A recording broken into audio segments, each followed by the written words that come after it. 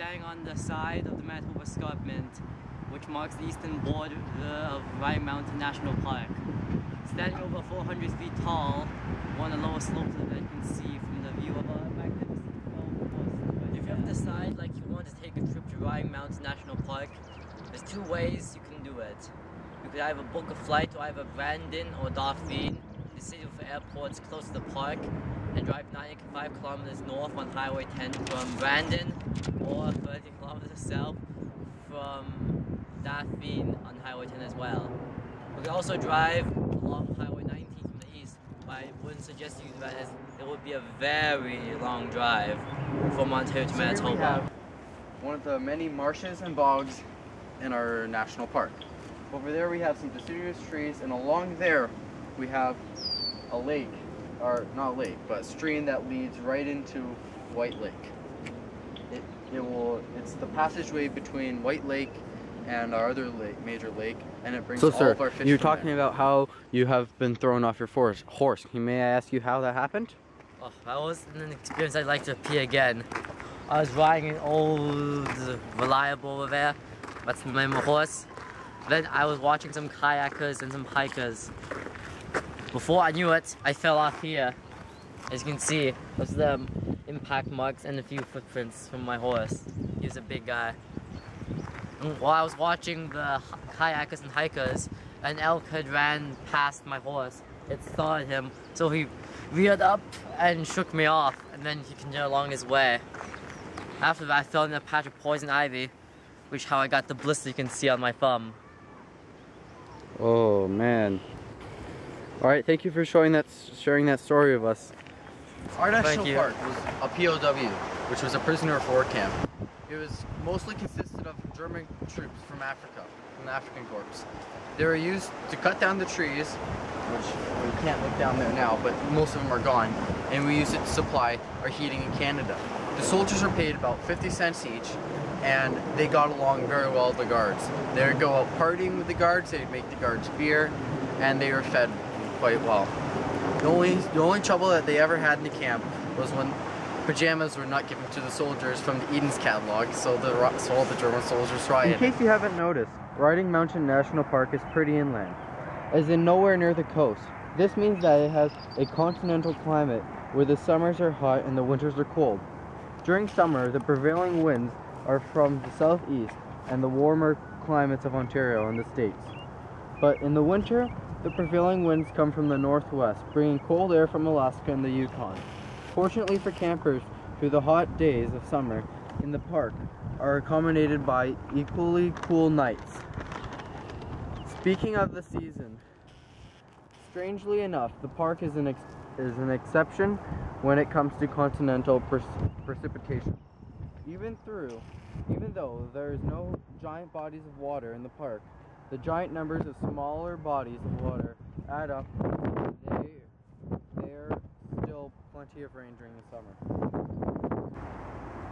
Our national park is here to protect endangered animals and to keep the Great Canadian Wilderness safe. It's also here to protect the animals from predators such as you and me, human beings. As we increase our infrastructure around us, we are stopping the birth and the coexistence of animals around us, such as the white-tailed deer or the great owl. We are killing them off slowly and slowly, taking away their homes and habitats. That's why we have national parks, to keep them alive. We have many animals here that are completely off the charts and are almost gone. We have animals such here as the wolves, elk, moose, lynx, black bears, coyotes, beavers, whitefish, lake trout, northern pike, cougars, snowshoe hares, squirrels, gray owls, skunks, warbles, bison, bald eagles, osprey golden winged warbles, and white-tailed deer. That's a lot.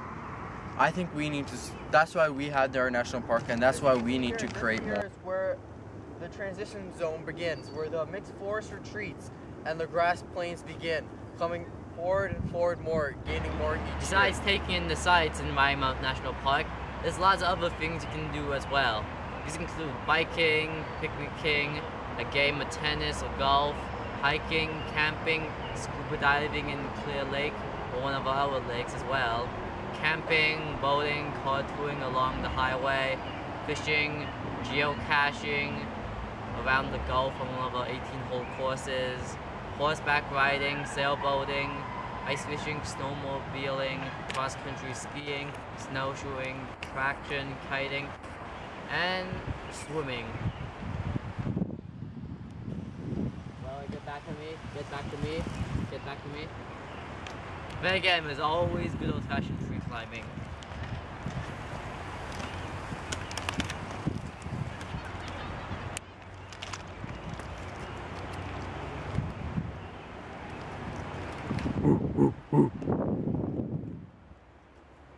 Jonathan like banana. Jonathan want a banana. Last but not least, don't forget, if you're 300 pounds of blubber and you don't have a good sense of direction, don't go walking on one of the 20-kilometer hiking or ski trails. Don't go swimming in the river, and don't do anything beyond your limits. Over here, we have the public notice of how our national park was founded. And on this side over here, we also have the map. But I don't really think we have giraffes and penises of guns. And over here we have more history about it. But our problem here is someone... I'm the fucking man, y'all don't get it, do you? Type of money, everybody acting like they know you. Go up. As you can see here, we have some of the campers at Riding Mountain National Park doing activities such as fishing. The service you can do by yourself and isn't provided by the park. And like some other things, like change room for swimmers, bike trails, hike trails, and other services. We also have hiking and jogging through the Manitoba Escarpment. Not much fun, but You can't really see it here. Clay is the main hidden material in Riding Mountain National Park. If you're anything like me, though, you can be wondering this. What does this mean and why do I care? I'll tell you why. Thanks to the parent material clay in the soil, it's fertile and alkaline to conditions that allow trees like this deciduous one to grow without interfering in the growth of coniferous ones like the ones behind you. Now, of course, none of this matters